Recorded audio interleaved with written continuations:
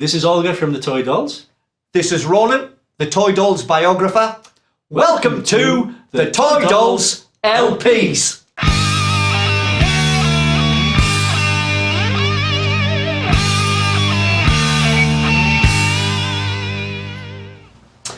Okay, Olga, good to see you again. We're back to now 1997, which is One More Megabyte.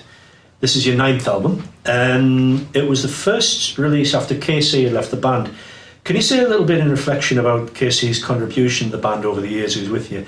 Particularly, I'm thinking on the live arena, you know, so as a live bassist and backing vocalist. Yeah, I mean, I think Dean was before Casey, and Dean was good. He's a nice lad. But Casey was in a different league. It's unbelievable. He's playing. He was a bass guitar player. You know, it wasn't just like a guitar player who was playing bass. He was a proper bass guitar player, and his presence on stage was absolutely fantastic. He never used to make mistakes either. I heard him make one mistake once in Holland, and that was it. It's like, do you remember the date? Yes, it was the 15th of June, and that was 1997. Yeah. No, he said like fantastic. Yeah, a huge asset at the time. Really, I was devastated when he left. And backing vocally as well, great. Yeah, he could do the battle vocals. I mean, he wasn't the best singer in the world, but hey, you know, the great bassist. Yeah. That's great. And Casey's replacement, Gary Funn, was part of the big Northeast musical family of Duns. There's hundreds of them. Keith has been working with you more recently as a backline technician. Yeah, Keith is, I don't think anybody knows this, but well, a couple of people might know, but Keith is actually Gary's brother. And Keith has been our backline technician for quite a few years now. Yep. Yeah. And Gary had also worked with Marty Ewell when they were together in the Dainties with That's Martin right. Stevenson as well. Yeah. I'm wondering in this kind of line, back in the earlier years, was there enough of a music community around Sunderland so that if you needed to poach a bass player or a drummer from somewhere, there was enough people around you could audition like or bring them in? It seemed like that. I mean, I'm not sure you can get the good people in, but yeah, it seemed like there was like a really strong scene, like in Sunderland, South Shields, and Newcastle, and that. Usually, people kept themselves in Sunderland, and Newcastle people kept themselves there. But I think if people swap around with band members, they usually come from, you know, cross-fertilisation sort of thing. Yeah. And was it a very rigorous audition process usually for a bassist or a drummer, or did those two differ from each other? Would you bring in half a dozen drummers and have them audition? It depends. What we done when we got Marty in, we auditioned about 3 or 4 different drummers, and Marty came, and he wasn't the best, but I thought he could be the best. And we auditioned about 5 or 6 in the afternoon. I thought, oh, Marty seems the nicest lad, and I think I can work with him. Then we decided to give him the job, but he didn't get the job until almost a year later, when Teddy left, because I said, you know, Teddy's going to leave in a year's time. Casey, I think I gave him about 3 or 4 different things to learn, records and that, and then he just learned them. And then because I saw Casey come to record with his band, when I used to have a little recording studio in Sunderland, he came, and I thought, oh, he seemed a really nice lad. And that's why I asked him. I didn't audition loads and loads of bassists. I just asked him if he wanted to do it, and he had a proper job at the time, and he packed that in. You've got a proper job though. You call it a proper job? I do call it a proper job. All right. A desirable job anyway. Well, yeah. So it varied really from individual to individual how they were brought in. Yeah, I mean, I asked Casey to audition without trying anyone else, and because I liked him, and I thought he could play great, and he actually practiced 3 songs, and we come along for the audition, and he got the job. Great. Okay. Now, One More Megabyte. It's an IT reference in the album's title. I'm wondering, was that inspired by a growing interest on your part in technology, either in general or in recording terms? Were you getting more into the slightly less sort of what's the word? Not digital. Analog style into the more digital, or no, really. I think it was just I bought my first computer around about that time. I wasn't really into it a lot, but I just remember getting a computer and then going. It was a Packard Bell computer, and I remember getting double the size of the memory and buying a 2 megabyte memory thing to put in instead of 1. I could have got you to the moon in those days. And that was just all about that. And the guy next door was writing the computers, and I was kind of listening to him while he was talking about, and he was addicted to it, and so it was partly to do with him as well. Okay. Yeah. Now, the cover of the Proclaimers 500 Miles didn't make you happy, but it did make a lot of other people happy because of the double time in the chorus. What was it you didn't like about that version?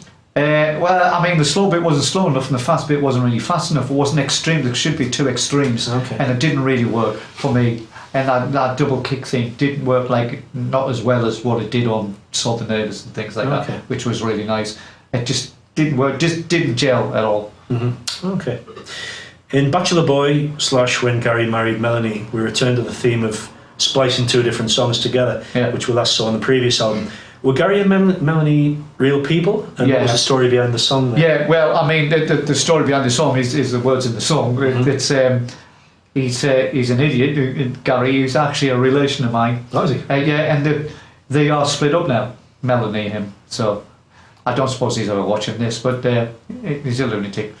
But yeah, it's about the two people, Gary and Melanie, both. Simple as that. Yeah. Okay.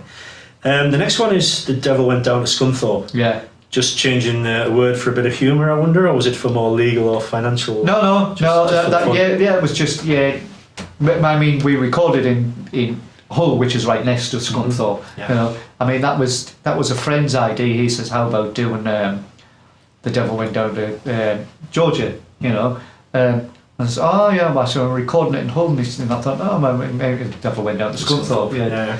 It's got a ring about it. I thought so, and then I spent the next 6 months learning all the guitar bits, which took forever. Yeah. I've got a question about that actually. It's either way you think about it, it's a great song, but a great song to showcase your guitar playing.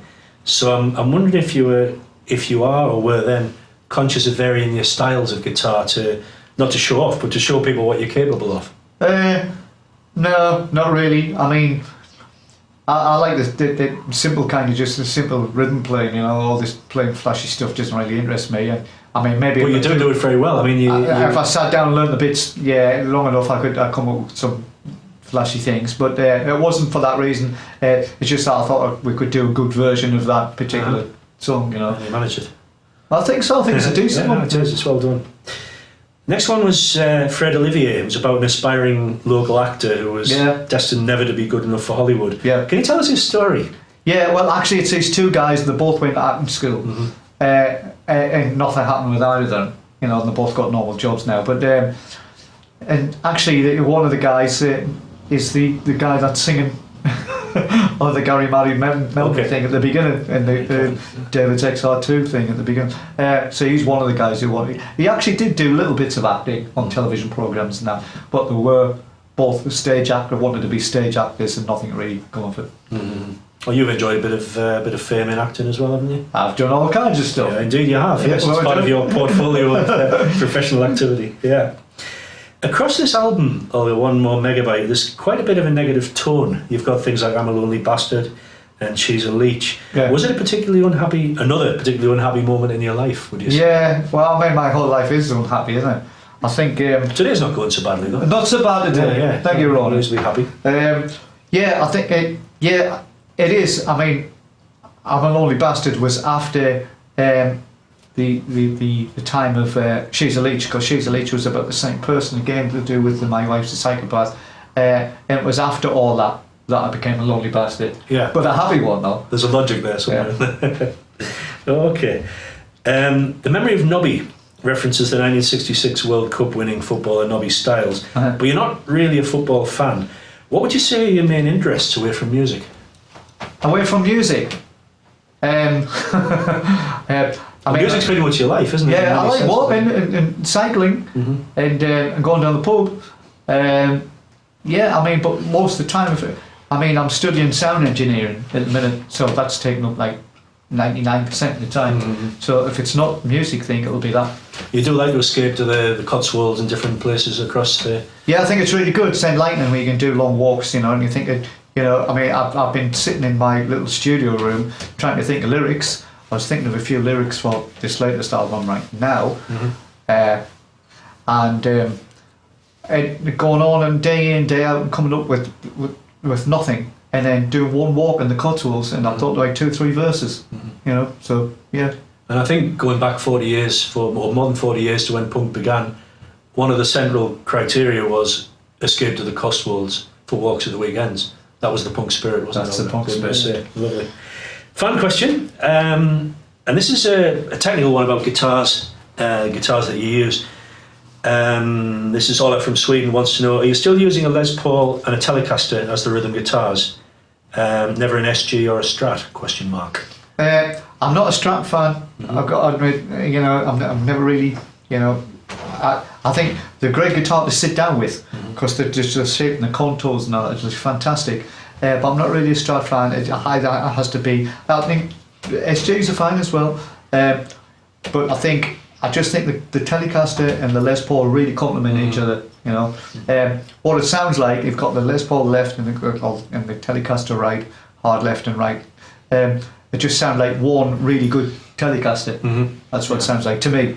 Yeah, you did tell me once that the Telecaster, you've really got to play it. Yeah. It doesn't play itself. You've really got to hammer it. Oh, it's like playing a cricket bat. Seriously, it's really hard work. Yeah, well, there's if you're me anyway. It sounds like playing a cricket bat as well. And also, there was a story once you told me about the pick you would use for the solos would be different. You had a coin sometimes, didn't you? Yeah, I use a 5 pence. Rather than, in fact, you probably show the well, I haven't got that. This is just my normal pick. Just so I can show they say it's normal. People could the special pick. Yeah, but for solos in the studio, I would use a 5 pence. 5 pence. Yes, because the metal on metal gives it more like